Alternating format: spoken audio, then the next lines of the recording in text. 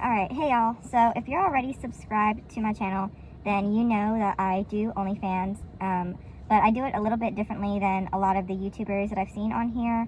I am a faceless creator, so I do create content anonymously. I don't include, my face and everything. So my perspective is going to be a little bit different than everyone who does show their face on their pictures. There's nothing wrong with showing your face in your content. It was just a personal choice for me. Regardless of all of that, I did want to come on and make a video about 10 things that you need to know before you actually create your page. And these are also, of course, 10 things that I wish I knew before I started my page. So I'm just going to go ahead and get into those things now. And these are going to be in no particular order. The first thing that I'm going to talk about is how important research is before you actually start your page. So before you, start posting and start marketing and all of that for your OnlyFans page, you definitely want to do some research. So you want to get on YouTube, you want to hear the perspective of, people who've already started creating, get on Reddit, get on, forums and stuff like that. That way you can kind of see what you're getting yourself into. Videos like this are a great place to start, but I would go even further to suggest that you try to do research and try to get the perspective of people who are in the same niche as you, or people who look like you. If you're a redhead, then, try to find advice from someone else who's a redhead who makes content. Or if you're a black girl, try to find black creators, And I only say that because the way you market yourself and the places that you'll be able to market yourself is going to be different based off of what your audience likes. And typically your audience is going to gravitate towards a specific niche, whether that be your race, your ethnicity, your age, even the specific kinks that you are into on your page, whether you are really into foot stuff and that's what you post about. So just make sure that you're trying to get advice from people who are in the same categories as you. Now, don't only get advice from people who look like you, but just make sure that you are seeking out people who appeal to the same audience that you're trying to appeal to. Oh, another great place to do research is actual OnlyFans accounts. So if you don't want to spend the money to subscribe to an OnlyFans account, that's okay, although I would recommend that you do.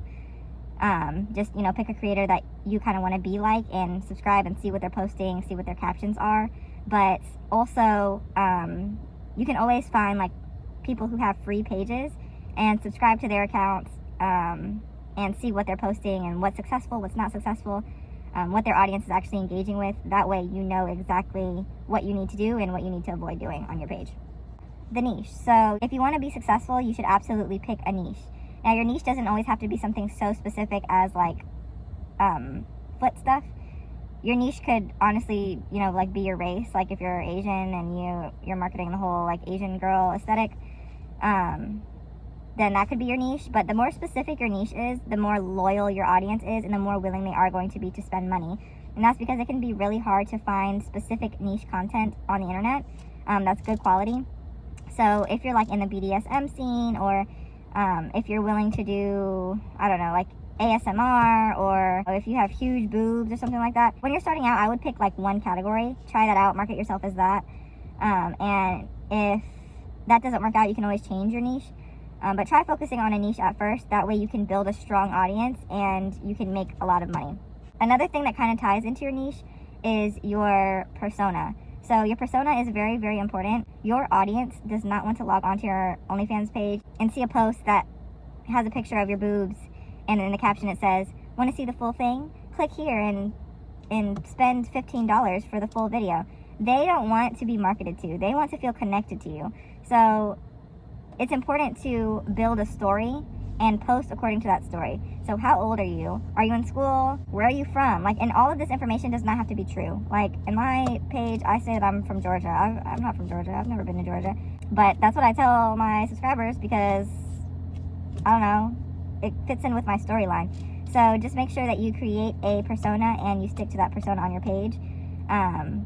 This is also an acting job, basically. So you're catfishing. Even if you're showing your face, you're still catfishing to a certain extent.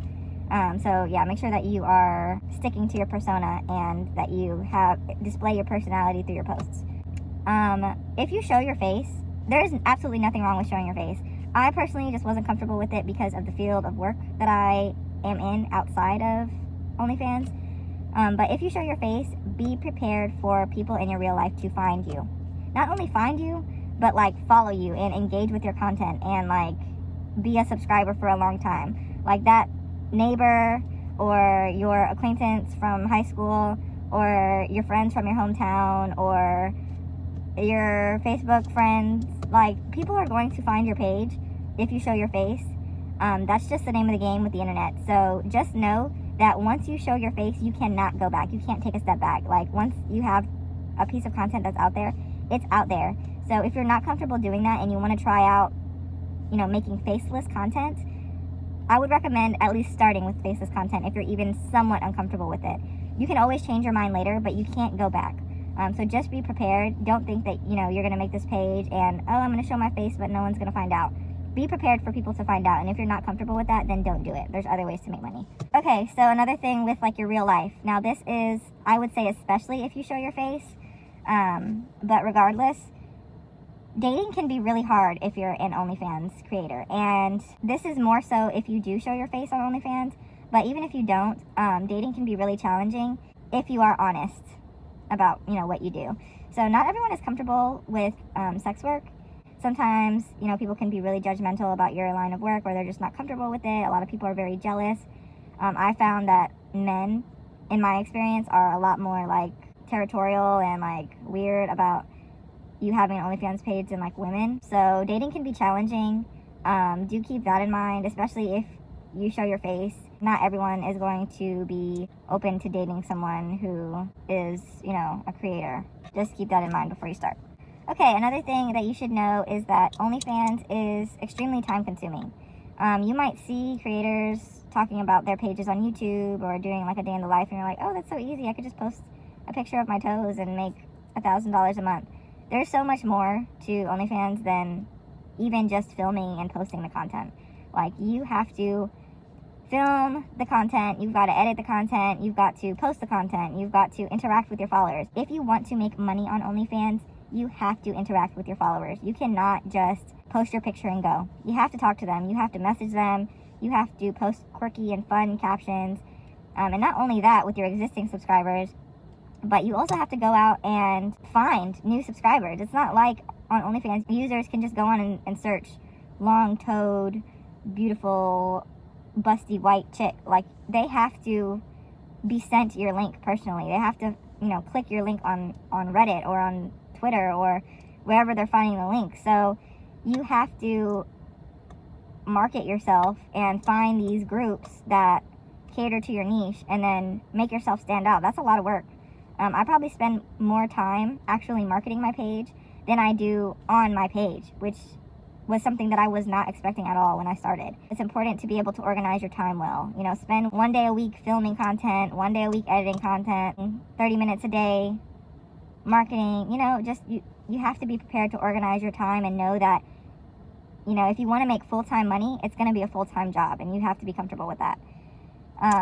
Speaking of money, if you don't invest some of the money that you make back into your page, you're not going to grow. I'm not saying that you have to spend hundreds of dollars a month on lingerie or anything like that, but if you want your existing subscribers to stay on your page, you've got to make it interesting. You have to switch up the outfits that you wear. You have to switch up your nail polish. You've got to maybe switch up your background. I can make like a whole video of the absolute essential things that you need, but your lighting should be good. Like, you have to invest some of that money into making your page high quality if you want your subscribers to stay. Because it's not that hard to get people to subscribe the first time.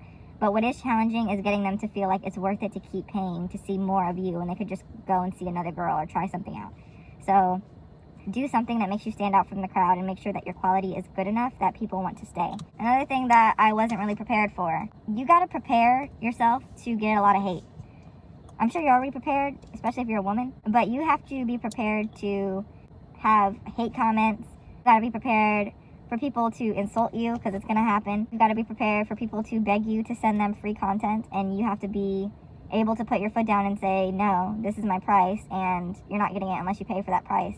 You got to be prepared to block people. Sometimes you got to block people. Sometimes people don't let up, and they insist that you give them stuff for free, and you're just going to have to block their page. If you're not prepared for that mentally, don't start a page. Like, it's going to be really bad for your mental health if you are not okay with that. It's the same thing as starting a YouTube channel. You go down to the comments. It could be the most wholesome video ever of a kitten, holding a kitten, and someone's commenting, oh, that kitten should burn and die. It's the same thing. So don't take it personally. That's just how people are on the internet when they can be anonymous and they can hide behind a screen. They're going to say the most horrible thing that they can to you. Now, I will say I have a lot more positive, like I have 95 positive comments for every 5 negative comments that I get on my page. It's really not a big deal.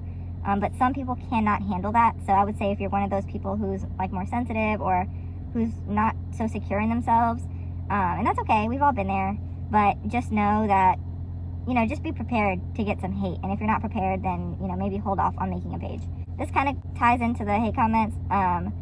As far as your confidence goes, like, you need to have some self-confidence. You don't have to think you're the most beautiful person on the planet, but your followers should think that you're the most beautiful person on the planet. You're selling a fantasy, the same way that a stripper would, you know, pull up to the club with a different name, a different story, and a fantasy. You are also selling a fantasy. That means pretending, even on your worst days, that you love your body, that you are that bitch. Like, your followers should feel like you think that you are amazing. And you are, honestly. Like, you would be surprised the things that people are into. And your biggest insecurity might be the thing that keeps your subscribers coming. Like, I'm not even capping. I wish I would have known that too. That's going to tie into the next thing.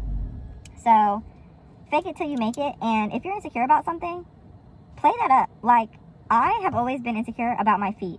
I'm a tall girl, so I have big feet. And ever since I was a kid, people always used to make fun of my feet. They would be like, oh my God, your feet are so big, da da da da. My shoe size is huge. I started taking pictures of my feet and selling it and making that the focus of my page. And that's where I got like 85% of my subscribers from. It's from my feet. Like, they're like, wow, your toes are so long. Amazing. Like, they're so into it. And it's something that I used to be so insecure about. And starting my page made me realize that, like, the weirder you are, the more men are into you, which is so strange to me. OnlyFans is not Instagram. You don't have to be perfectly polished. You have to be human. Like, just show up as you are. Give yourself to your page. Be authentic, but, you know, also be safe. Only give the parts of the truth that keep you safe and make you feel safe. But yeah, like, don't worry about your insecurity. Put it on there. See what they say. Whether, you know, that be your weight or your body shape, or you have loose skin or discoloration or hair. Even, you know, you don't have to get a Brazilian wax every single time you film. Like, let it grow out. Like, there's a niche for that. There's a niche for everything. So, you know, don't be afraid. Just put yourself out there, see what works for you, and then play that up. You don't have to be perfect. You just have to show up and try, and you'll make money. This is actually the last thing that I've got. Last thing is your follower count. I know I kind of briefly touched on this earlier, that, you know, if you don't invest in your page, you're going to lose followers. You're going to lose followers regardless. That's not necessarily to say that your follower count is going to go from 50 to 20 in a day. But your count is definitely going to fluctuate. I think at the lowest I've had, and I'm going to be super honest, at the lowest I've probably had 6 subscribers. 6 subscribers at a time. And at the highest, I've probably had like 55 subscribers at a time. And that's okay. You know, your subscriber count is going to fluctuate. When I had 55 subscribers, I was in like the top 4 or 5% on OnlyFans. So you don't need to have a ton of subscribers to be successful. You just have to know how to sell, know how to make, you know, the pay-per-view content, and, you know, do what you need to do. But your follower count's going to go up and down. Some people are going to, you know, decide that they don't want to come back just because they don't want to pay for it, or maybe they found another creator, or, you know, there's a recession, shorty, so it's okay. Like, you're good. Just keep doing what you're doing. Now, if you notice that you lost 50% of your subscribers, that's probably for a reason. So you might want to, you know, do an audit, see what is going on, and figure out what you need to do. But yeah, your follower count's going to go up and down. That's fine. As long as you're making money, you're good. Don't worry about it too much. Don't be so hard on yourself. And try not to take yourself so seriously. Like, none of this is real, dude. Like, you post a picture of your toe on the internet and then all of a sudden your phone bill's paid. Like, this is a joke. This is for fun. It's not that serious. Just try it out. Don't be so hard on yourself. Don't try to be perfect. Just get out there, take these men's money, and book it. You know, just go. It's fine. You're good. You're fine. I promise you, you're fine. It's going to be fine. Just don't psych yourself out and just do what you need to do. Alright, so those were the 10 things that you need to know before you start your page. If you have any questions about anything that I said in this video, just drop your questions in the comments, or if you have any other questions or any suggestions for anything that you want me to make a video about relating to OnlyFans, just let me know and I would be more than happy to make that video for you. I hope everything's going good with you guys. I hope you're making money. I hope you go out there and you make 10 times more money than you just made. I love you, and good luck. Bye.